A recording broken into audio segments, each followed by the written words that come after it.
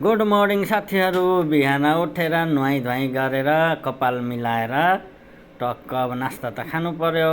स्याउ काँक्रो अनि चिया सिड पानीमा राखेर त्यसमा लिमन हालेर टक्क खाएर तयार भएर अब होस्टेल त लक गर्नु पर्यो। होस्टेल लक गरेर टक्क लाएर होस्टेललाई बाई म बेलुका 7 बजे आउँछु भनेर अनि म लागेँ लिफ्टतिर चाबी लिगेर। अनि टक्क लिफ्ट अगाडि आएको। लिफ्ट चाहिँ रहेछ 1 मा र 3 मा।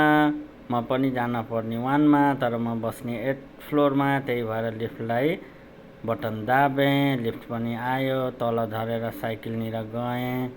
साइकलमा चढेर सननननन टक्क लाएर ल हेर्न सक्नुहुन्छ साइकल चलाउँदै जाँदैछु आफ्नो काम गर्ने ठाउँतिर। भ्यान पनि थियो कम्पनीको, तर भ्यानको लागि चाहिँ बिहान चाँडै उठ्नुपर्ने अनि साइकलमा आउँदा हल्का एक्सर्साइज पनि हुन्छ। त्यही भएर म चाहिँ साइकलमै ड्युटी जाने आउने गर्छु साथीहरू।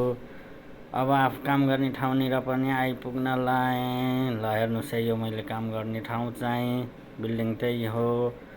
ठ्याक्क पुगेर साइकलको ब्रेक झ्याप हानेर भित्र छिरेर यसरी चाहिँ काम सुरु गरेँ। Thank you guys, have a nice day.